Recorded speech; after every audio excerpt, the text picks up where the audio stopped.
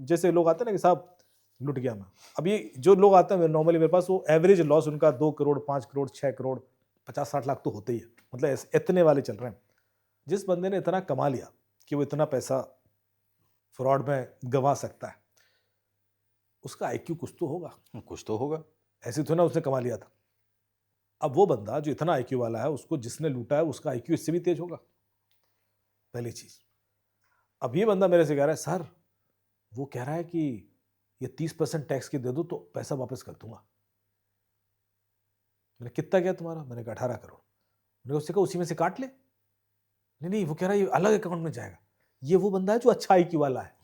इतना और दो ऊपर से। 18 करोड़ दे चुका है, 30% और देना चाहता है ताकि 18 करोड़ वापस आ जाए। हे राम, कहां कहां से आते हैं अच्छा, लोग। ये सारे मतलब लोग ये इतना कन्विक्शन के संग बोलता है। मैंने कहा ये तो बेसिक है यार, फंडामेंटल गलती कर रहे हो तुम। फिर आगे, सर वो तो अभी ऑनलाइन है सर, पकड़ लो उसको जाके, अभी देखो मैसेज कर रहा है मुझे। मैंने कहा, चलो मेरे संग अभी चलते हैं, अभी रात में बाइक उठाते हैं, पहुंच जाते हैं। What do you mean by पकड़ लो? अभी पता है कहां बैठा है वो आदमी? के पार्क में बैठा है वो, म्यांमार बॉर्डर पे। अच्छा, साइबर क्राइम है भाई, वो तो कहीं भी हो सकता है। नहीं सर, पर वो आईपी एड्रेस, अब थोड़ा बहुत टेक्नोलॉजी समझ गया। मैंने कहा आओ दिखाते हैं आईपी एड्रेस तुम्हें। उस बंदे का मैं केवाईसी निकलवाऊंगा, सिम कार्ड का। वो निकलेगा उड़ीसा के किसी किसान के नाम पर, कि ये तो उसके नाम पे सिम लिया हुआ। पैसे जहां इन्होंने डाले उसका केवाईसी निकलवाता हूं, वो निकलेगा वेस्ट बंगाल के किसी सब्जी वाले के नाम, उसको भी नहीं पता कि उसके नाम पे बैंक अकाउंट चल रहा है। फोन का एमईआई ट्रैक कराता हूं, वो चोरी का फोन है, वो गफार मार्केट से खरीदा गया है। कहीं और है। अब बचा क्या मेरे पास उस बंदे तक पहुंचने का?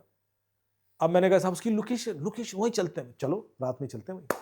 वो बैठा रहेगा वहां पर क्राइम करके, वो हर घंटे लोकेशन बदल रहा है। पहले यहाँ लूटेगा, फिर मथुरा जाके लूटेगा, फिर फरीदाबाद जाके लूटेगा, फिर कहीं और चला जाएगा। जब वो 25-30 लोगों को लूट लेगा, सिम तोड़ के फेंक देगा, हो गया अगली सिम, फिर खेल शुरू। कैसे पकड़ने वाले आप उसको, बताओ मुझे। आज मैं एक डिबेट में बोल रहा था, तो मुझे इसने सवाल पूछा। उसने कहा अमित जी, हमारी पुलिस कैपेबल नहीं है क्या? हमारी पुलिस इन्वेस्टिगेशन नहीं कर सकती क्या? हमारी पुलिस पैसे वापस क्यों नहीं ला पाती? बड़ा इमोशनली वो ड्राइव हो गया एंकर। तो मैं सुनता रहा। मैंने कहा देख सर, ऐसा है कि यदि इंडियन पुलिस के बारे में एक लाइन बोल रहा हूं मैं, उस बंदे को नहीं पकड़ पा रही है और पैसे वापस नहीं ले पा रही है, तो मैं लिख के दे सकता हूं गारंटी के संग कि फिर चाहे वो सीआईए चली जाए, चाहे मोसाद चली जाए, चाहे एफबीआई चली जाए, चाहे कोई चली जाए, उस बंदे को नहीं पकड़ पाएगी। ये बात मैं लिख के दे सकता हूं। मैंने ये कैपेबिलिटी का इशू है ही नहीं। कैपेबिलिटी में तो हम पता नहीं कहां कहां से खोद रहे हैं लोगों को, लेकिन कुछ सिस्टम ऐसा डिजाइन है कि हम नहीं कर सकते।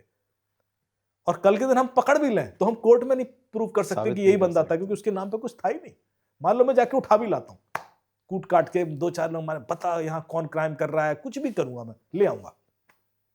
अब कोर्ट में पहुंच गए साहब, साहब ये साइबर क्राइम करता है बंदा, किसको लूटा? इसको लूटा, प्रूव करो किसने इसको लूटा।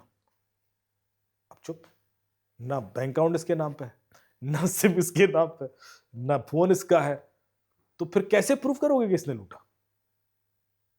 बताइए मुझे, क्या है कोई तरीका आपके पास? और पैसे भी नहीं मिले इसके पास, पैसा भी यहाँ नहीं है तो लूट रहा है, पैसा तो बाहर दुबई चले गए, बेनिफिशियरी तो वहां बैठा है। सो अब मोसाद इसमें क्या कर लेगी?